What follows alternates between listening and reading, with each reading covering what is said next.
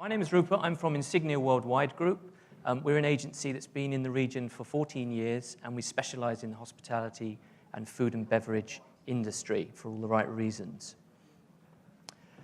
I'm here today to talk to you essentially about how this market is moving on. We have seen in the last decade the talk of venues going from culturally connected to culturally embedded, and now version 3.0 is very much culturally and community committed. I was responsible in 2003 with two wonderful colleagues down here for opening the Medinat Jumeirah, the Arabian resort of Dubai. It was a very interesting time as a marketeer because effectively I owned the radio stations with a fantastic budget, and I also owned Time Out magazine. I was responsible with a team of great culinary experts to open 32 restaurants and bars in one go. It was very, very easy then. If you advertised on the radio, if you were in Time Out magazine, people flocked to your venues. And we had, effectively, within Medinat Jumeirah, created a culinary community.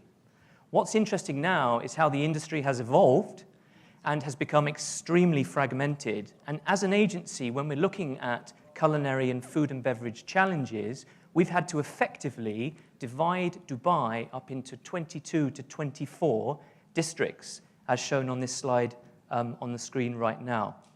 This gives us the ability to hone the messaging, which is very fragmented with new media, to the right people at the right time and obviously generate relevance.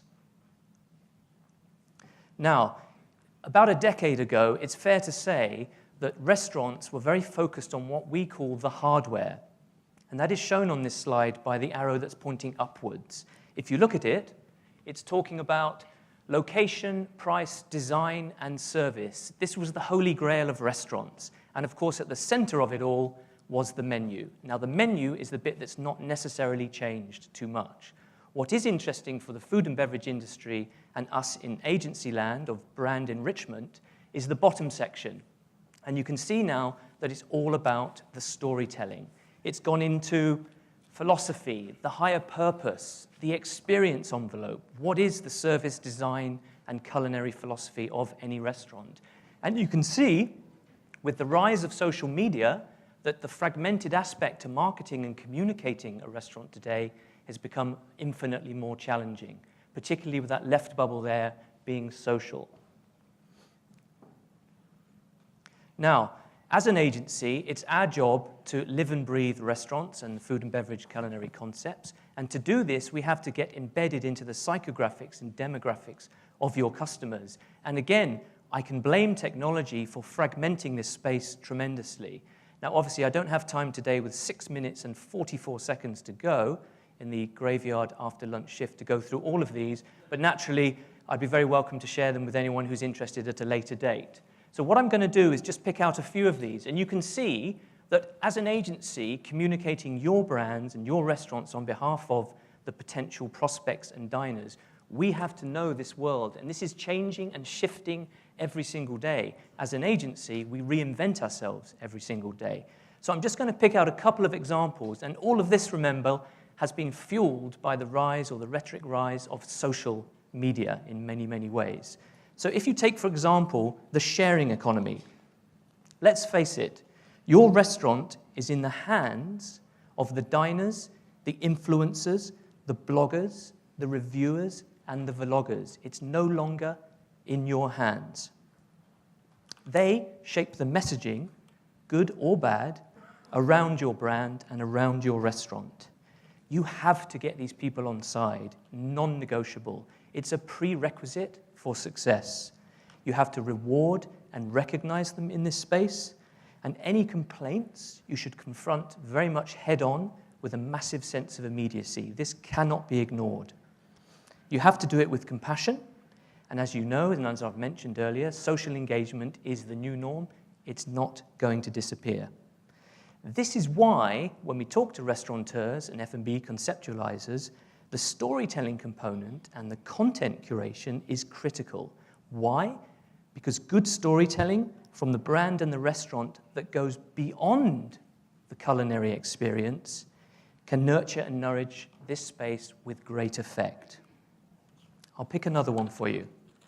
The word of the year, simplicity. Authentic, experience, curated is so last year. 2017, simplicity. That's in marketing messaging and in your culinary service and design philosophy. Food should be foam-free, period. Diners today are looking for fabulous, fresh, clean, and simple. That is uncomplicated and deconstructed. I had an experience in an Italian restaurant just recently, and I don't know what the name of the chef was, but the indulgence he put onto that plate with the prettiness and the picture of the food went beyond the taste of the food, and I just think it's just overly complicated. Again, with social media, we've fallen into the story economy. The story economy. The prolific rise of recent trends obsessing with experiences and local immersion, coupled with Insta-bragging, has catapulted us into this story economy. Diners are now buying stories and memories over and above the culinary experience and the menu. So what is your restaurant doing with this programming, with this codification of the curated content and the brand storytelling, and how are you sharing those stories? Again, very much a non-negotiable. Philanthropy, it's back in abundance. In the spirit of enrichment, more and more people are looking towards a greater good. Philanthropy has become a beautiful way for people to define themselves in this social media space. These are people who seek more meaning and fulfillment in their lives. So what is it you're doing at your restaurant to embrace these people? For example, is your higher purpose all around fair trade? Is it about sponsoring local community events? Are you reaching out to the Emirates Academy of Hospitality Management to nurture and nourish the next generation of culinary colleagues? What is on your philanthropic menu and higher purpose? Again, around social media and shareability indexes, the artisanal participation is something that is all the rage at the moment. So what do I mean by that? Well, there's a trend of diners who like to eat like a local. They like to immerse themselves into a community, and they're now morphing into foodies wanting to participate in the curation of the menu. So this is now the restaurateurs allowing their diners, who are their influencers, to participate in the curation of the menu. That was very much the closed defensive box on my previous slide in previous decades. They want their own story behind your menu. Foodies now, for example, enjoy working with vintners to create their own wine label. They want to stand alongside a Michelin chef and participate and cook with him. It's a very, very important area. And of course, all of this fuels the Insta-bragging, which is the new PR of food and beverage, and pushes up your social and shareability index, which again is key. Why? Because these people are in control of your message.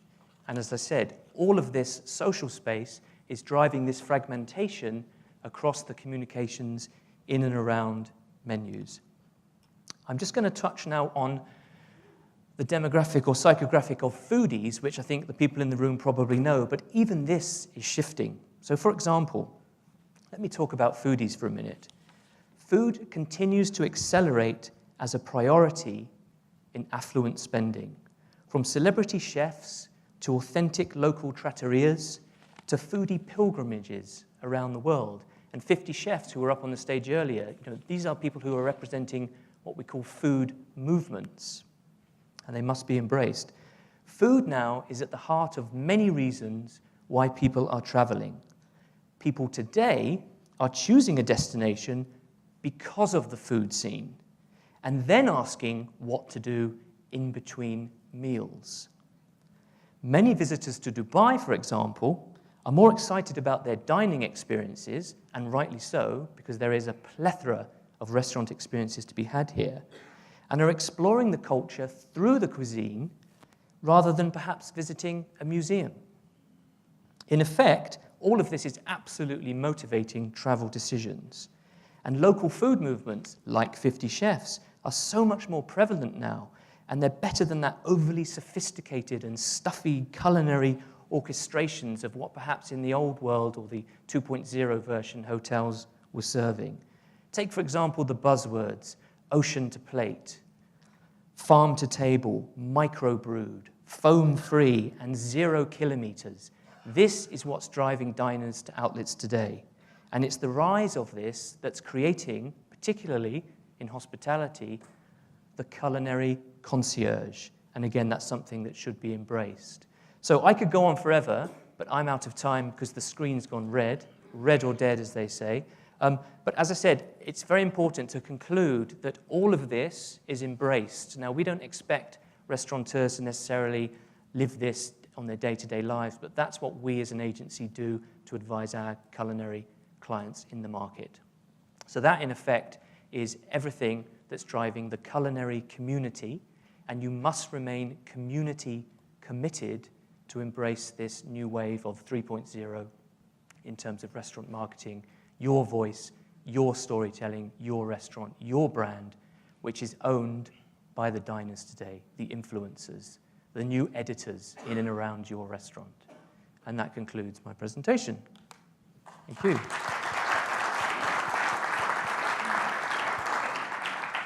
We will just ask, if any, we've got time for one question, if anyone wants to ask a question very quickly. Sorry, Rupert. Jesus. That's why I was hoping to be just before lunch, so they could run away straight after. I get the before lunch slot and then the after lunch slot. Thank you for a great presentation. No problem, thank you. You touched on the Italian restaurant that you went to where the chef overdid it with the look of the plate. Yes. I'm getting a little confused because what we see right now is everybody is interested with that picture first before they start eating. Can you elaborate on that a little bit more? I can. I tell you where the market is sort of starting to unravel a little bit. We believe in social media terms, the etiquette of marketeers, they've lost they're using the channel as voice predominantly, but they need to use it as ears and eyes, okay, in that regard. So yes, there is what we refer to as push marketing now. So even the influencers who are getting a little bit sort of cynical, and the restaurateurs and the marketeers in and around the restaurants are pushing food plates, okay? Where's the story behind the food plate? It's what we call lazy marketing. If I go into every restaurant and take a picture of food, as fancy schmancy as it may be, what's the benefit from that? Because I'm pushing to you a picture of a food plate. But I want to know the story behind it. You see what I'm saying? It's that shareability index we talked about, the story economy. Ask yourself the question, when you're next on Instagram and you see a picture of a food plate, what was the story economy behind that food plate? Or was it just push marketing? Because push marketing is so simple. But I don't know about you, but when you see pictures of plates on your Instagram, this is your hand movement, right? You don't stop. What's the point? But again, it's a chef who's over-engineering the plate to deliver what he thinks is the picture to share. But again, the audience is cynical now. They're saying, for God's sake. I launched a pizza brand here in this region, and I had to say to the owner, if you send me another picture of a piece of pizza, I'm going to come around there and throttle you. Because the sad part for me is we generated his story. We had all the storytelling and the rich content and curation. This is an artisan of pizza. This is a guy that, cures the dough for 48 hours. He doesn't open the tin to put the tomato base on. He makes it on the premises. None of that is coming out in that social space. It's pure, have another picture of pizza. I hope you come. That's the problem. I hope that answers your question. Thank you very much, Rupert. Pleasure. Big round of applause.